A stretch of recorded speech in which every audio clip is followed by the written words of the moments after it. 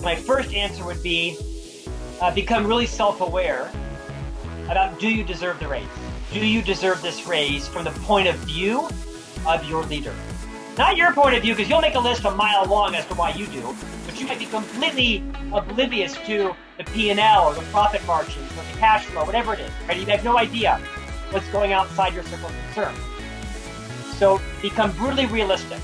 Second is to have the conversation with your leader that goes like this. I would like to have a conversation with you about what it would take to earn a promotion and earn more money here. Could you share with me what types of behaviors or results and outcomes that you're not seeing in me now that you would need to see from me in the future to earn a raise? And the last is go do it.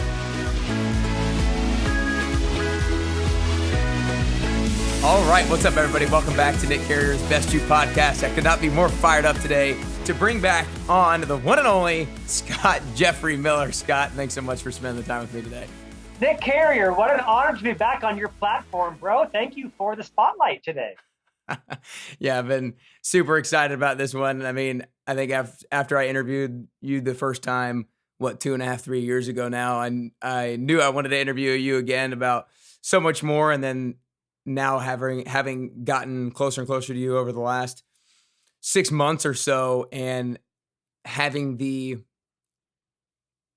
benefit and of taking in so much knowledge from you and so much experience and learning from your messes and some of your successes as well. It's benefited me so much in regards to the clarity and the vision and the confidence that I have for my career moving forward. And that's why I wanted to do the interview with you again, because I know so many of my peers and so many of my friends and so many of the people that I'm hanging out with on a routine basis are always like, I'm not really in the job that I want to do, but I'm not really sure what it is that I want to do next. And so I want to help those people gain clarity, because a lot of people that I'm hanging around with, a lot of people that are listening to this podcast are ambitious people. You don't listen to the Best You podcast unless you're an ambitious person and you want to get closer to the best version of themselves. So those are the people we want to help out today. So the way I kind of want to start out today is talking a little bit about your career journey. You were started with Disney back in 1992. Were there for a good 4 years, and then you made the jump to, I guess it was the Covey Leadership Center before having kind of quickly transitioned to FranklinCovey. What was that decision-making process like, and what really allowed you to feel confident in accepting that role, and that was the right role for you? Well, that's a gracious setup, because what you call making the jump, is they fired my ass and I didn't have any choices. So I'm quite comfortable talking about my past. But first, I have to acknowledge those of your listeners or viewers that can see, Nick, there's an inverse correlation in the size of your microphone and your length of your career, because you got the longest microphone of anybody I've ever seen. It's also just a little bit awkward because that's the only thing you can see in this camera. But true. Listen, everybody knows I'm a huge Nick Carrier fan. As I have told countless hundreds of people, Nick Carrier is the next Jillian Michaels. So world, Best You followers, watch out. This man is on fire. When you see what he's got planned in the coming years, I've been privileged to have a behind the scenes look at some of the programs, intellectual property, content, point of view that Nick is coming out with. I'm excited to be a friend of yours and on your platform. To answer your question, beyond the size of your microphone, is, I've had a career that's been quite deliberate.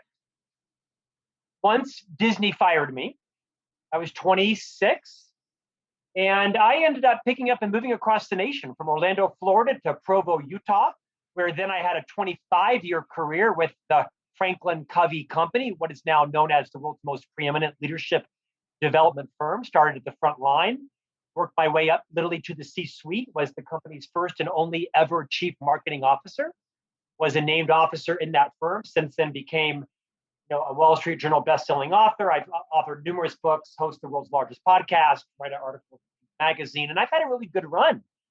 But I'll tell you, it was, I think, my awakening from my termination at Disney that made me realize, like a lot of people, my career was kind of accidental. I mean, for a while I was a waiter. For a while I was a realtor. For a while I was a project manager. I did a lot of different things.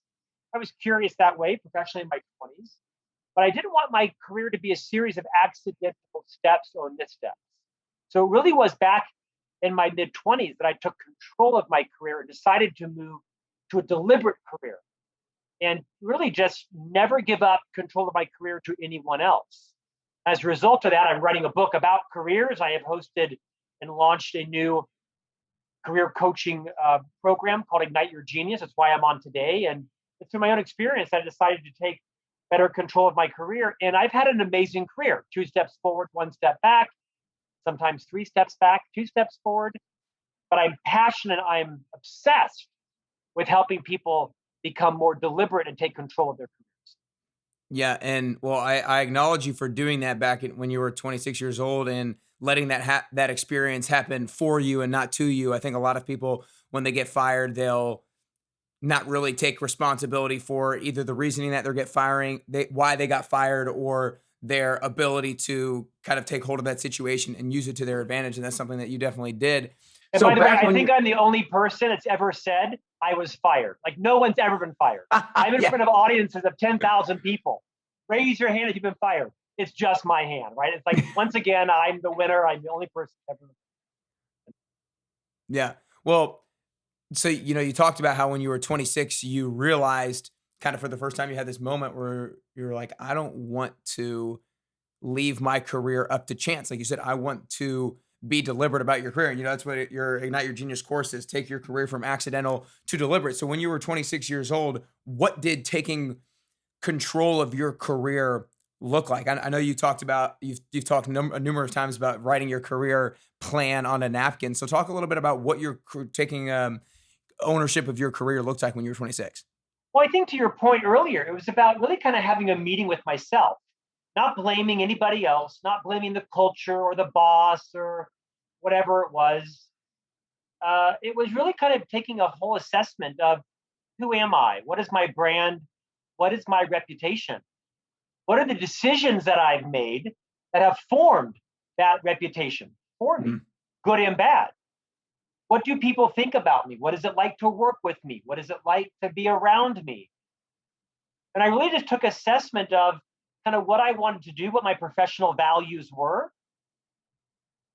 And I had some rough conversation with myself, right? I looked more strategically and transparently, vulnerably at my strengths and my weaknesses. And I kind of just had a raw conversation around what I wanted to do, what I wanted to accomplish, what was important to me, and what were the things that I was doing to get in the way of. Because in most cases, I was preventing me from accomplishing what was important to me. Someone else wasn't. I couldn't blame someone else, right? And that was an epiphany for me. I had a really serious conversation with myself and started to ask people, what's it like to be around me and work with me and work for me? I knew, but I didn't. I needed to hear it verbalized by other people. And that was a big transition for me in my 20s. I also, I think, realized that if I'm going to take control of my career, I have to be willing to disrupt myself. I have to be like 1 step ahead of everybody else. Don't wait for the budget to be reviewed and the CFO to question my position. Don't wait for the acquisition to be accomplished and have me and my position be part of that new merger, right? But really take immense proactive responsibility for my career and always being 1 step ahead of the other decision. And the reason I did that, Nick, was because I once heard someone say something. It's actually horrifying. It's kind of repulsive, but it's true. And this person said, "You're never in the room when your career is decided for you." And it was so true, but gross. I never wanted that to be my story. So I probably went overboard to make sure that not only am I in the room, but I'm the only one in the room when my career is decided for me. So one of the things that I really loved from your Ignite Your Genius modules, and one of the things that I wrote down that I wanted to talk to you about today, is this concept that you mentioned, the kind of willingness to disrupt yourself. And you gave some of those kind of different examples, but break down a little bit more of what that actually means for an individual to disrupt themselves. Yeah. This will sound like a cliche, Nick, but I think it's different for each person, right? For some people, disrupting yourself might be asking for feedback from champions and challengers in your life that can really give you an accurate perception of your talents, your strengths, your weaknesses, your annoyances, right? But so one, disrupting yourself is challenging your mindset of how you are viewed, of what your brand is. For someone else, disruption might mean moving physically abroad to a new culture, to a new city where you know no one. Disruption might be pulling back on your discretionary spending so you can build a savings account and have a runway for 4, 5, 6 months so you can quit your job because you're not happy or start a side hustle. For some, disruption might be looking at the comfort of your current job. And are you willing to address the pain that you're in? And is the pain big enough for you to move to a different organization or a different leader or a different industry or change skills altogether? Disruption requires courage, but it also requires you not to be reckless, be thoughtful, right? And prudent about what do you want to happen. I've done a ton of disruption. I've done all those things I just mentioned at various stages of my career. Yeah, to me, I feel like disruption needs to happen when you feel like your growth is flatlining, when you feel like you're no longer learning something new or you're getting maybe a little bit complacent with where you currently are. That's when you need to have the awareness around that and find a way to disrupt yourself, like you said, in a meaningful way, in a way that's going to be useful for you and your career. Well said. And I'll take it a step further. There's a woman that I had the privilege of interviewing on the podcast that I host on Leadership with Scott Miller. Her name is Whitney Johnson.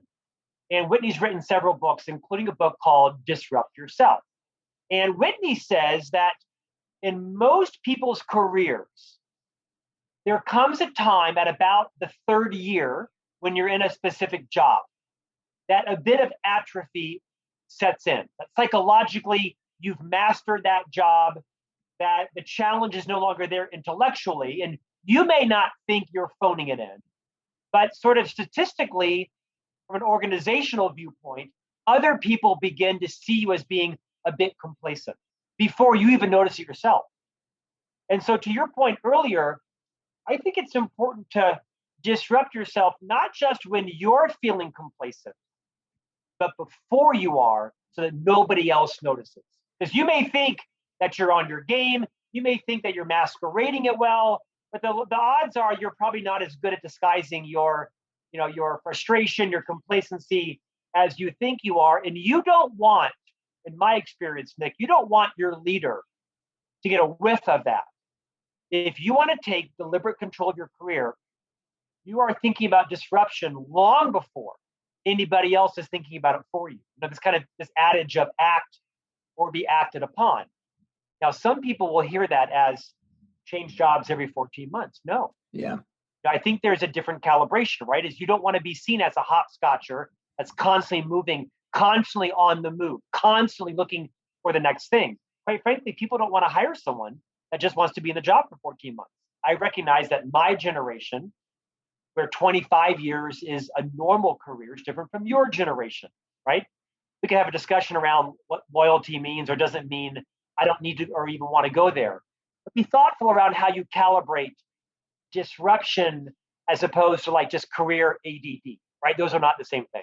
Yeah, I think it's one of those things where it is a lot of people might interpret disruption as jumping to a new job because sometimes finding those other modes of disruption take a little bit more thought behind it. And it's just like if I know that something doesn't feel right, then okay, I'm just gonna quit the job rather than maybe taking an internal look at myself and an internal look at how I'm communicating with other people, an internal look at my skills. Like I think jumping to a different job sometimes is just easier and requires less work than maybe other forms.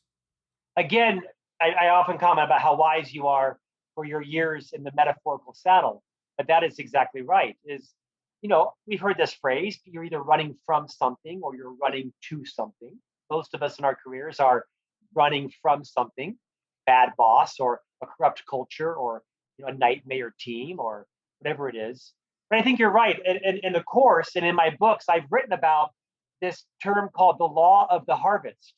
Dr. Stephen R. Covey talked about it in his book, The 7 Habits of Highly Effective People, that if you look at farmers, take, for example, a potato farmer, every 3 years or so, they rotate their crop and they plant oftentimes a money losing crop like alfalfa or something, because they've got to replenish the soil so that next year they can build bigger, better, more expensive potatoes. I think it's a genius metaphor for our careers. There's a time to plant, there's a time to harvest. And I think generally, Nick, and the younger generation, our patience level is less than it could be. There's a time to harvest, and there's a time to fertilize, weed, rake, mow, water, fertilize, weed, rake, mow, water, right? And sometimes I think we all could benefit from asking ourselves, is it time to fertilize and water and plant, or is it time to harvest? Because you can't harvest a crop that hasn't developed. Yeah. No, and I've heard you talk about that so much, and I've obviously heard you talk about that in Ignite Your Genius as well. And it's funny because just recently, so I watch a online church on YouTube with a guy named Erwin McManus, and the church is called Mosaic out in California. And he had this past Sunday, the sermon was called "Sometimes You Have to Lose in Order to Win," and sometimes you should decide to essentially lose the short-term battle to win the long-term war, right? And that's essentially a piece of what that means in regards to the law of the harvest. And same thing, I was listening to a Donald Miller podcast with Business Made Simple the other day, and he talked about a very similar idea in regards to that. But like as you've touched upon, so many people in my generation are impatient. They're like, let's get to the next job. Let's get to the next job. Like practically, what are things that they can do so that harvesting still feels somewhat gratifying and they actually do it and they don't just make a jump, if that makes sense? Yes. A couple of thoughts. One of the smartest things I've ever heard is this adage of sometimes a disappointment turns into an appointment. Mm. And I revisit this daily, right? Whether I have a book that's not done well or a publishing contract that's not done well, or what. I've had lots of successes and I've had lots of setbacks and failures. And whenever I am shut down, I had a big shutdown a week ago. And as I thought about it, okay, so what's the silver lining in this? This person didn't hire me. This promotion didn't happen. This job didn't come through. What can I take from this? Well, if you're a person of faith or not, you can still, think maybe there's some serendipity. Maybe there's something I should learn from this, right? What is the bright side of this? What opportunities will this open for me in terms of my strategy in my mind that this has closed off? So some good solid career advice is when something doesn't happen like you want it to, bruise hard, heal fast, and pivot into, so now what am I to learn from this? Where should I focus now? Good life advice. To answer your question, I think, and this is one of the modules in the Ignite Your Genius series. This is an 11 module online self-paced course with me yapping on camera like I'm doing right now, with a digital and printed guidebook that I think can transform. Absolutely, to me, it's the best career coaching program I've ever seen. Of course, I'm prejudiced because I own it. But here's the big aha I've had. I'm 53, spent 30 years in the leadership development industry, right? Had a career, like I said, that culminated with being an executive officer at a public global company. And we hear a lot, Nick, about this idea of knowing your personal values. And you and I have talked about this before, right? That's not a new term. I think most people know they should have some values. If you haven't done the exercise, you make stuff up. That's convenient at a dinner party or at the gym or for a walk. But everyone listening to this podcast should take the time to think about what are your personal values. What are the things you value in life? And I think you should take it a step further. I think equally as important as your personal values are your professional values. I don't think anybody in mankind, other than those who have gone through Ignite Your Genius, have taken the time to identify what are my professional values. Because to answer your question, that gives you the lens through which you make all your decisions. You go this way, you go that way. You pursue this, you don't pursue that. For example, because we are friends and colleagues, my number one professional value is maximizing my income. And I shout it from a mountaintop unabashedly. I'm not working for my health. I am working to earn money, and I want to maximize that to its greatest potential. Now, my second value, as you know, is working for a brand that I respect and like. So I could earn more money working for a less reputable organization. But I don't want to earn so much money to where I compromise my integrity or I'm not proud of my brand. I probably can make a lot of money in the legalization of marijuana. That is not something I am interested in doing or supporting. No offense to anybody. I have 3 young boys, so I'm trying to, shape their perception of that appropriately. Thirdly, my third value is I want to work with people who I love and respect, and they love and respect me. So I think the first advice I would give to everyone is if you want to create a deliberate career where you're not bouncing around serendipitously, recognizing that there is serendipity in all careers. If you want to create a multi-decade deliberate career, first, get clear on your professional values, because that's the lens through which you will look for careers, grow your skills, look at organizations, demand certain types of cultures and leadership, and say yes or say no to opportunities. You are clear on your professional values. That isn't an overnight experiment. That is, as you know, a multi-day, kind of week wrestling so that you can rattle them off just like I did and make all your decisions through.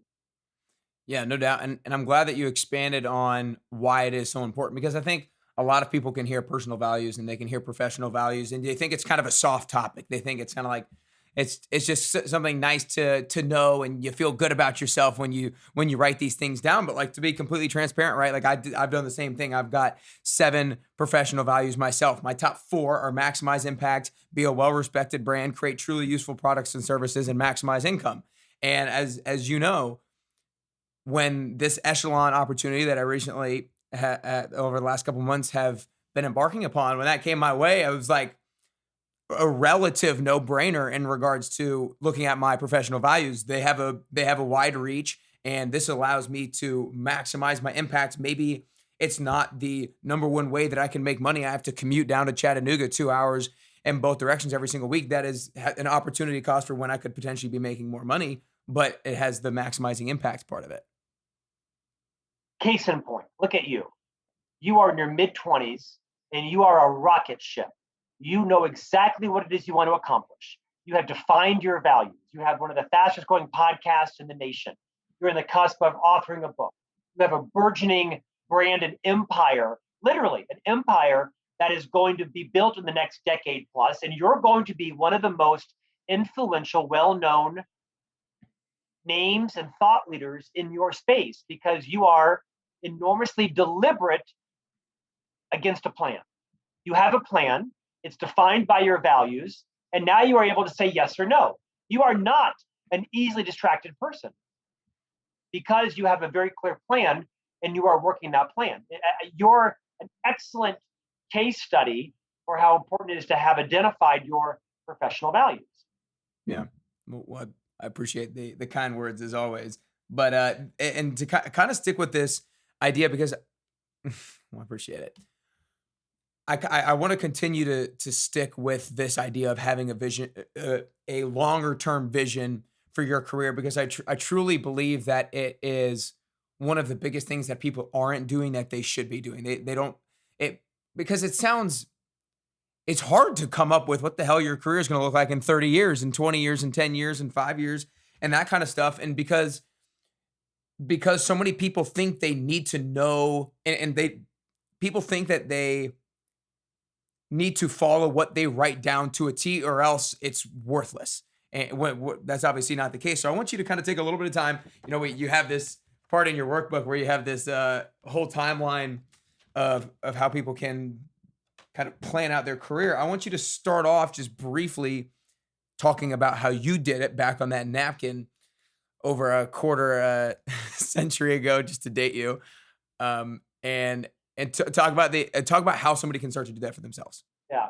So I did this when you were in diapers, just to put a point on that. Nick, a couple of thoughts. One is I do think that serendipity is a necessary force in our careers, right? I mean, I moved to the UK once for a year. I moved to Chicago. I attempted to move to Australia. The CEO foiled that. But I don't think that having a deliberate career doesn't mean you're open to serendipitous opportunities, right? Welcome to dating, welcome to marriage, welcome to children, right? I mean, I had my life planned as a single guy. I thought I would never get married. And then one day in the gym, there she was. Here I am 2 years later, married with 3 kids and wishing we were still dating. Her, I want to date her. I'm kidding. Um, One of the big picture ideas in the Ignite Your Genius series is that I do think people have too much serendipity in their careers, that they just bounce from here to there, right? Most careers are followed because you Google, 6-figure sales jobs 30 miles from my house on ladders.com. What the hell, people? That's not a career strategy. That's called boredom. More than half of all careers are filled because of a referral. We know that. It's all who you know. But I think in the Ignite Your Genius series, as you mentioned, I give you this map and I teach this idea of really what I call backcasting, as opposed to forecasting out 20 years. What is my next job? What is my next job? I want you to think out with the end in mind. What do I want to do with my career? Whether you're 20, 30, 40, 50, whatever, what do I want the ultimate to be? It might be entrepreneur. It might be CEO. It might be Western Region Sales Director. It might be office manager. It might be retirement. Think out, what does the end look like 10, 20, 30 years from now? Put your pen in that. For me, it was actually becoming a member of Congress. And then backcast. If I want to become a member of Congress, if I want to be the CEO, if I want to be the president of the Western Division, if I want to own my own chiropractic business, whatever it is, put a pin in the ultimate. And then backcast. What do I have to do before that? Right before that. And then right before that. And then before that, and before that, and backcast all of the positions, the titles, the jobs, and then associate what skills and talents do you need to learn along the way. So you've got the plan where you now can forecast because you have backcast. To your point, 26 years ago, I sat down at a TGI Fridays in Orlando, Florida, and I actually took the paper placemat, like the menu, whatever it was, and I turned it over, and I wrote out like my 30-year career. I was 25, about, and I really thought I wanted to run for Congress. So at age 60, I wrote House of Representatives. Then I said, you know what, to do that, I probably need to fund my own campaign. I need to have some wealth. I need to have some business experience. So I need to be the CEO. And to be the CEO of what company I didn't know, I probably need to be the COO, or at least in the C-suite. And then to be in the C-suite, I probably need to be a divisional president, a divisional vice president, a director, a senior director, a manager, so and so. And I started to research how organizations were built, how companies were formed, how other people's careers developed. How did you get to be an entrepreneur? How did you get to be a CEO? How did you get to be the mayor? And I began to look for patterns, and I replicated that on my 30-year career journey. And then I put down the ages that I wanted to be in those roles, the year I would accomplish it, the amount of money I wanted to earn in each job, the skills and talents I needed to master before moving on to the next job. And damn it, I went and made it happen. And I spent 25 years following that plan. Never more than 1 or 2 years off the tranche, never more than 10 or 20 grand off the income. And if you look back, you look back at my resume and that plan, it's like hand in glove. Because, like, to quote every successful person, have a plan or be part of someone else's. And a goal written down is a goal realized. And so if that is not a testament to the power of writing down a goal, revisiting it every 6 months or so, how am I on? By the way, I didn't shame myself if I wasn't right on track. Generally like a I don't know what you call it, like an EKG. I was right in the zone or such. But I don't know where I would have been had I not had that 3-decade plan. but I know where I am because I did have it. Yeah. There's so much. Of course, I think it's so powerful, but and there's a few things I want to kind of unpack or note from it. While you talk about how there was so much synchronicity and there was so much alignment between your plan and how it actually followed through, that's not necessarily the point of the exercise. The point of the exercise is coming up with some sort of vision because you're going to end up somewhere better because of it, even if it's not there. That's right. Right. It was the visualization of having a vision of where am I going, and am I going to Taipei? Am I going to Tacoma? Am I going to Tahiti? Like, where am I going? No, I'm going to Taipei. Now, I might spend 3 years in Portugal, metaphorically. I might spend some time in Japan, but my goal is Taipei, which is a very different route than Tacoma. Neither is wrong or right, but I kind of knew where I wanted to go. And I think most people haven't thought past their next job. Most people have not thought 2 careers from now. I was thinking 7 careers from now. Yeah. Well, and yours has so much alignment, I think, because I think you were very unique in this way, in the sense that you had a pretty clear idea of what it is that you wanted. I don't think everybody has necessarily the clarity that you might have had at that age of what you wanted. And because of that, you stayed kind of on course, and as you got older, that still felt as if that was the right plan for you. But even if you're not all that clear, having that ending point is really important, because as you start getting closer, then you realize, like, oh wait, that's kind of not really where I wanted to go. So I make that little bit of a pivot. Yeah, and here's a perfect example. My goal was to become a member of Congress when I was 60. I'm 53.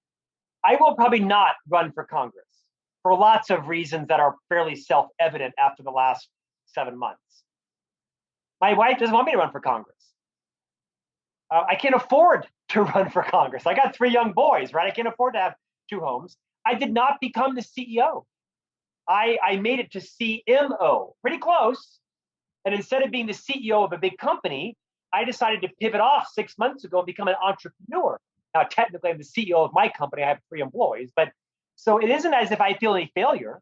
I don't feel any failure, not yet running for Congress, which was on my map for 25 years of becoming the CEO. I feel immense accomplishment. And by the way, for those of you who are looking and watching me, I didn't go to Yale. I didn't go to Stanford. I didn't go to Harvard. I don't have an MBA. I'm not a master at anything. I'm just a guy that will, like you, outwork everybody else. I'm no smarter, but I'm not as smart as most people. But mother, I will outwork you, and I will out-network you. I'll get up earlier than you, and I'll go to bed a little later. And I think those are still good principles. Yeah. And just to kind of hammer the point home one more time in regards to the importance of this that I see, and the reason why I'm saying it again is because I just think it's so important. And I don't know anybody who's doing it personally. Is one, it helps orient your decision making. Like you said, the professional values gives you a lens in which you can make decisions in. But then the other huge thing is that one of our biggest drivers of happiness, one of our biggest drivers of motivation is progressing towards something that we want to progress towards. And you have to have that which you want to work towards in order to know you're making progress. And so when you start to see yourself making a leap on the timeline, then you get that fulfillment, you get that happiness, you get that realization that, oh, I am on track, I am moving forward, when a lot of people feel like they have been stuck over the last 3, 5, 10 years. Nick, your thought there makes me be reminded of, I don't live in the past. And for good or bad, I also don't live in the present. I tend to live in the future. Good or bad, I tend to live in the future. And that has been an instrumental piece in my career, but also my personal life. I like to set goals. I like to live for Saturday night's dinner party, or next month's trip to Cabo, or the next house I'm going to buy, or going to a friend's, 40th birthday party. I like to look forward to things. And I think it's been a key defining aspect of my life. What's been positive is, like you, I never look back. I could stand to live more in the present, my wife tells me, right? True, as a father and as a spouse, I don't live in the present. I always live in the future. good and bad, but it's been an excellent mindset for my career.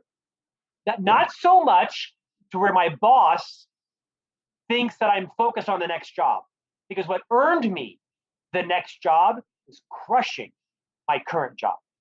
Yeah. I never moved prematurely.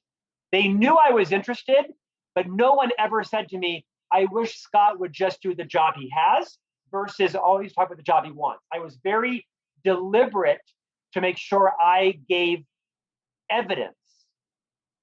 I delivered results that positioned me for the next job. Yeah. So a couple of topics, I'm going to address that. A couple of topics I want to hit on then before we kind of get to the last couple quick questions is that idea of crushing the job that you're currently doing, but also kind of doing the job that you want, because that's one of the biggest things that you talk about in your Ignite Your Genius course. And you talk about some of the reasons why you can, the top 5 reasons people get promoted is a bonus module that you have. And one of them is like help their leader outside of their day job. And you talk a lot about make sure you crush the current job. Don't always be looking to the future, as you said, but also be doing the job, kind of the job that you want. So talk a little bit about what that looks like for people. Well, this is an awkward and delicate balance, because I think my experience has been that, sorry for this generalization, most people are pendulums. They come this way and they swing this way, and then they swing this way. They look at American presidential politics, right? Bush and Obama, and and then or Trump, and and Biden. I mean, there's no things in moderation anymore. Yeah. I think in your career you've got to be really calibrated. I like to use the metaphor of like a clutch and a gas, right? There's just this good calibration of a smooth transition from first to second gear. You've got to know how to crush the job you're in, how to over deliver in your current job, but also behave in a way that informs people, that markets yourself, that you're interested in what's next, you're interested in doing more. That you say to your leader, hey, I think I've got my current stuff under control. Is there anything else that I could do to help you that could be a win for you? No doubt you have demands. I think one of the biggest issues that holds people back from promotion is they're in an antagonistic relationship with their leader. Is that they don't move out of their own mindset and wonder, what is it like to be the leader? What pressures is she under? What struggles is she having? What is it like to lead me? Most bad leaders aren't bad people. They're just under pressures that you can't relate to. So I think if you're looking to have your leader be your champion, and you should, because your leader can be your biggest champion or can crush opportunity for you, you need to make sure you're building a relationship with them where you're better understanding what pressures are they under, what projects do they need to accomplish, how can you make them look like a hero. Unless you're working for a narcissist, which at the end of the day, most of us aren't. We probably think we are, but we're not. Unless you're working for a sociopath or a narcissist, most leaders will give you credit. Most leaders will bring you up with them. Most leaders will appreciate your interest in moving outside of your current job. Just that gas and clutch calibration, right? Of make sure you're not all of a sudden painting the roof, metaphorically, when you should be mowing the lawn. I do see a lot of people that I've coached that get so busy on managing their brand on the next job that they look back and the leader says, yeah, but you haven't done this. What got me promoted every time was Scott hit 13 quarters in a row. Not 3 quarters in a row, 13 quarters in a row. Count those, that's 4 years in 1 quarter. And so be patient, have a little bit of impatience, but make sure you're giving your leaders every reason to realize you are crushing this and you're willing to take on some more. And it may require you to have some seasons of imbalance. It may require you to, have imbalance for 8 or 10 or 12 weeks and then to come back to balance. I don't know that work-life balance like this is a thing anymore. You may have some seasons of imbalance, and that might be what it requires to get ahead in your industry, your company, your culture. Yeah. To touch on that last thing, I think, like you said, work-life balance is one of those popular phrases that's out there. But most of the people, if you have true work-life balance, you're probably not going to get promoted in the next few months, kind of a thing. Like you probably need to be a little bit out of balance. Comes back to your values. Yeah. Your number one professional value might be work-life balance. Great. Go to work at the library. Go to work at the motor vehicles division.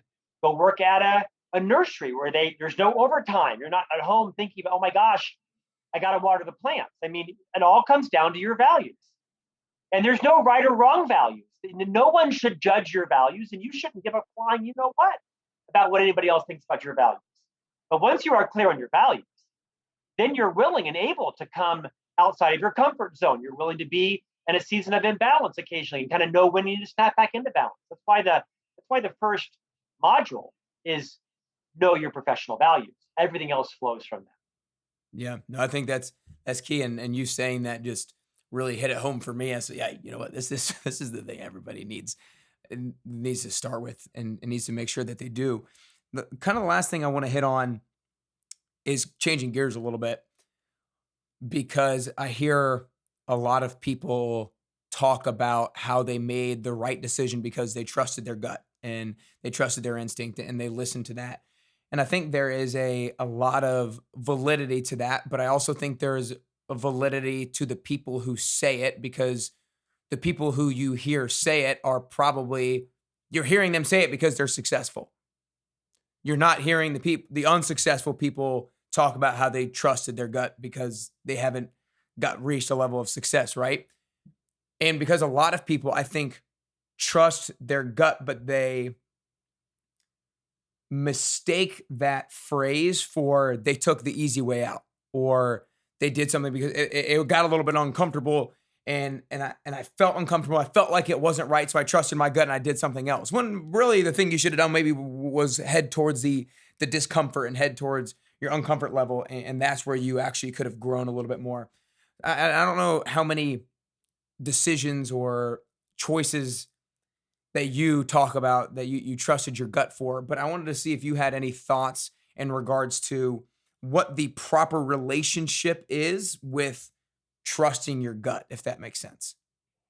Here's what I would say, and I apologize. My three sons are home from an outing, and I have one literally that appears to be running a Matchbox car against the room wall next to me. So welcome to 2021, people. In case you're wondering what that sound is, my youngest one's trying to get my attention. I'm going to give it to him in about 10 minutes. Here's what I would say.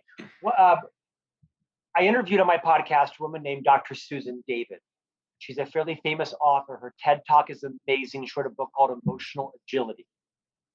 And the big premise of her book is that as emotionally agile people, we have to learn the difference between our emotions, our opinions, and our feelings, AKA our gut, and facts. Emotions, opinions, feelings, and facts. Facts are facts, and emotions and opinions and feelings are just those. Both are valuable, both are vital, but they're different. So when you're looking at a decision that has to do with trusting your gut, whether it be moving across the country, quitting a boss, changing industries, learning a new skill, do your best to think about it as logical as possible. Look at all the facts. You may not have all the facts, right? Gather enough facts to make an informed decision. How much information is enough information, right? Is perfect information necessary? Usually not. Launching a rocket, yes. Changing jobs, no. But really to understand, does your gut provide you a consistent pattern of success? I interviewed Adam Grant a few months ago, and he talked about dismissing your gut altogether. Yeah. That, facts and data is everything.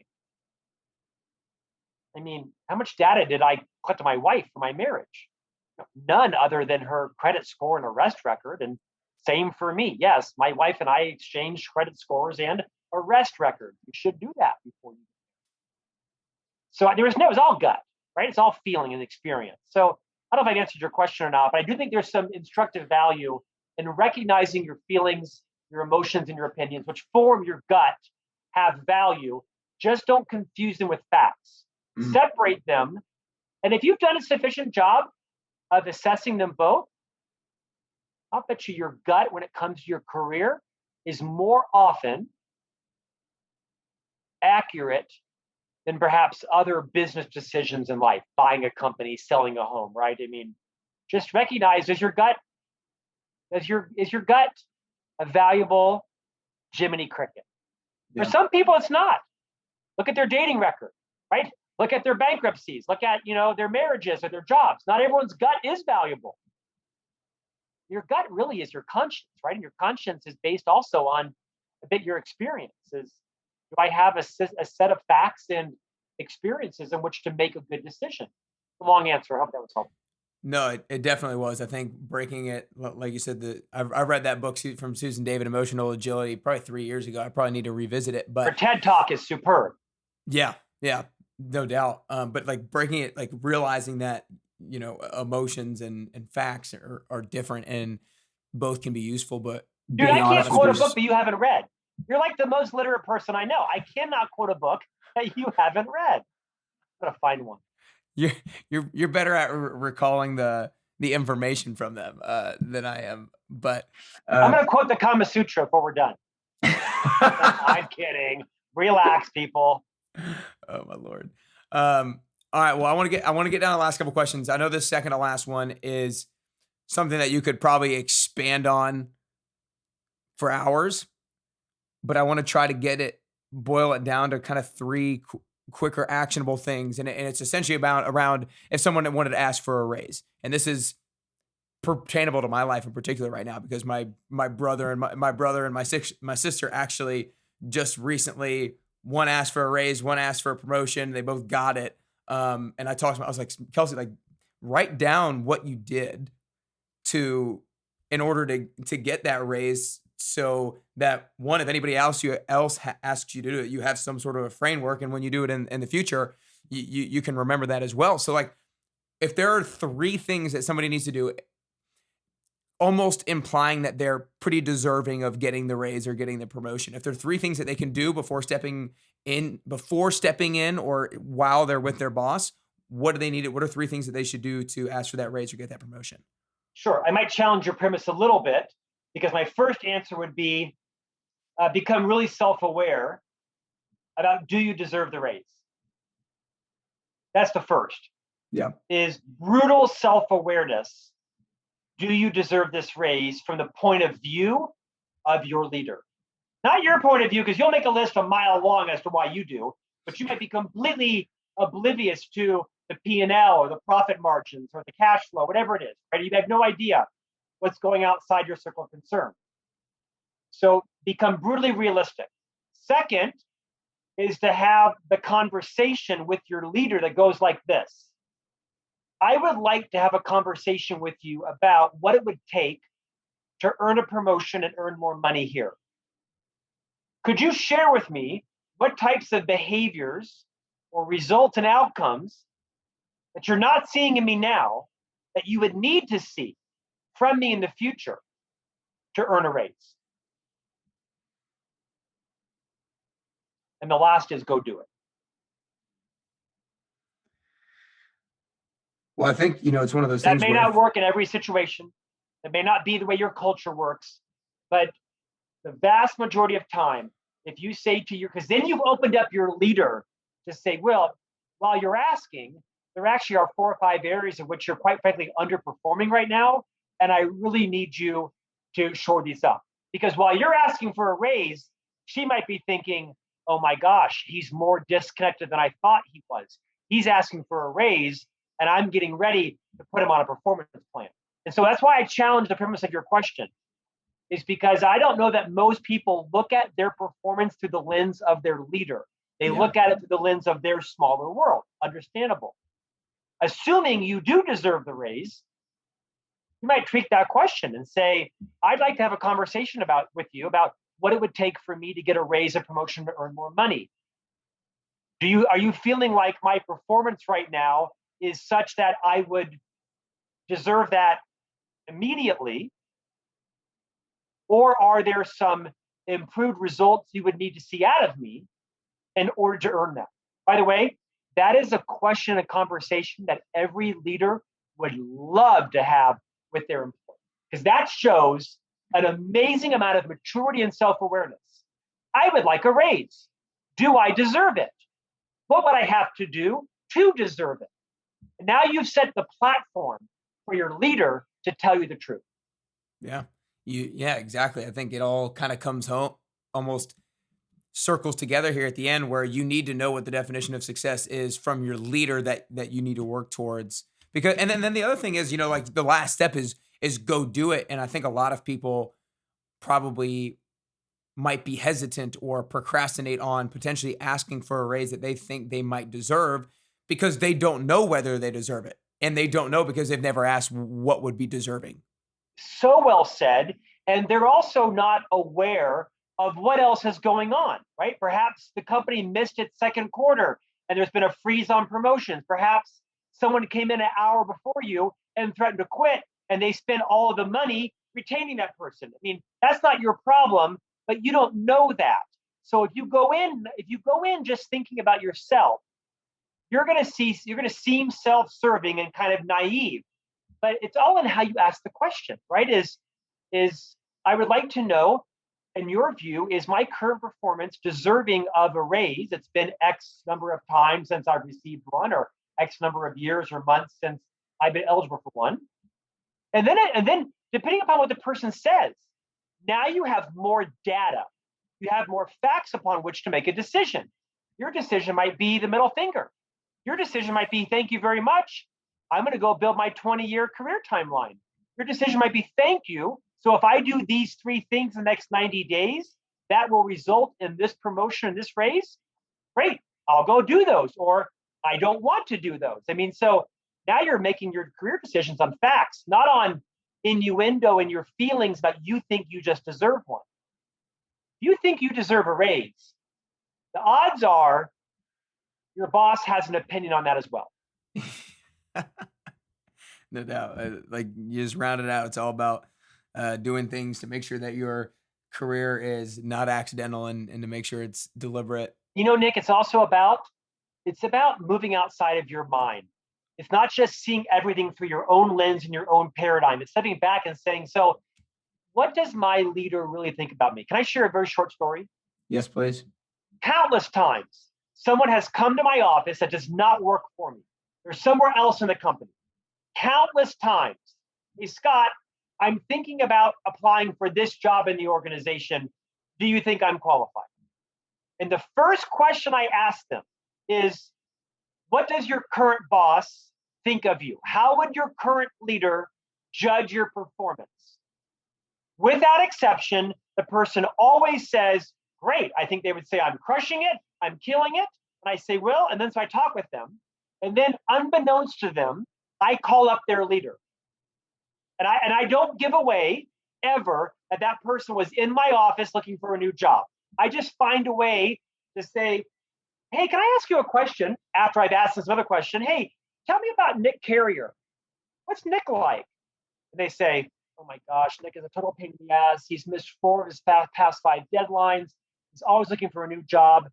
And their boss has a completely different perspective of their performance, what the person said to me to my face. They're never the same. To my point is, I think one of the biggest skills you can have in your career is move outside your own frame of reference and get into your boss's frame of reference. What does she think about your performance? How would she rate you? And if you don't know, go ask her. Gosh, that's so It's key, just like so important. elementary, but so many people spend their lives kind of guessing and assuming and just bouncing around and hoping they get a good review when they're disconnected from reality. And I'll tell you, one of my biggest challenges in life is I may live in the future, but I am a realist. And I have a very accurate view of what people think about me. My boss, my publisher, my editor, my readers, podcast hosts. I mean, I do not live in a fantasy land. Now, it's up to me whether I choose to value their perspective, whether I choose to confront my behavior and change it. But I don't live in la la land. I know exactly what most people think about me. That's good. That's good. Well, don't want to take too much more of your time. I appreciate you being so gracious as always. And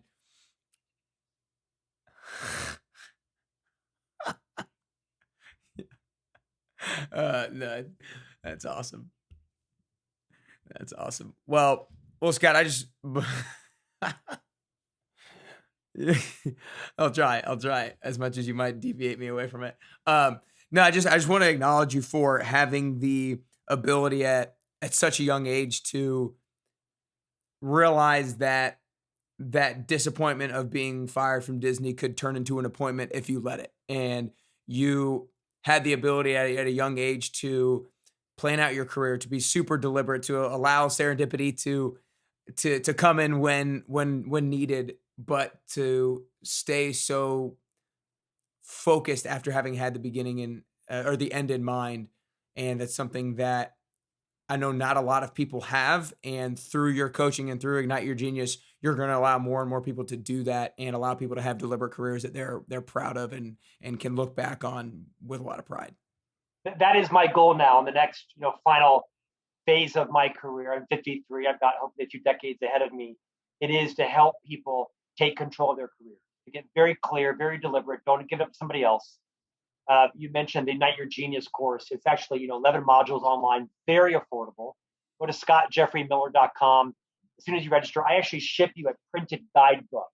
Most courses have you do it virtual, and there's a virtual guidebook that you can use if you want to not have the paper. I think there is some value in being able to write it down and reference it and revisit it as well. You get that dry erase multi-decade career chart as well, and you get hours of listening to my lovely voice and obnoxious face on video as well. Well, yeah, guys, I could not recommend it enough. And I just kind of reiterate all the things that we've said is because I've done it before and I've been around Scott enough to know the power of gaining clarity and how much confidence that allows you to have on a daily basis around your decision making. So you guys go to scottjeffreymiller.com, check that out. You can also follow Scott on Instagram at scottmillerj1 and see everything that he posts about his family and his 3 boys. It's a sight to be seen, that's for sure. Well, Scott, last question is the same last question that I asked you last time, but I didn't want to go back and look at your answer. So I'll be interesting to compare the two. I think getting closer to the best version of yourself is a constant journey and a unique journey. I don't think we're ever at that best version of ourselves. And I think that the way that we're going to get there is very unique to us. I think the way that I'm going to get closer to the best version of myself is going to be a little bit different than the way that you get closer to the best version of yourself. So for you personally, if there are 3 things that you could currently do or currently work on to get closer to that best version of Scott Miller that you could possibly be, then what are those 3 things that you could currently do or currently work on? Talk less, listen more.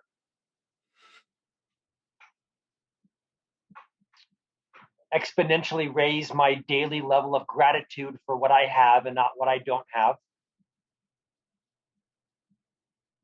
And to make and keep commitments. Don't overpromise and underdeliver, but underpromise and overdeliver. I had no idea what that question was going to be, but that's my answer. That's my answer. I love it. And if your wife had input, you maybe say, be a little bit more present. Or maybe she likes me not being present today. I don't know. Today's a good day. Marriage is tough, people.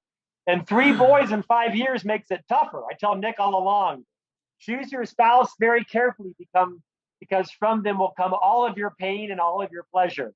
To quote my wife, I married very well. It's debatable how well she did. Thank you, Nick. Scott, it was awesome. I really appreciate it. Thank you.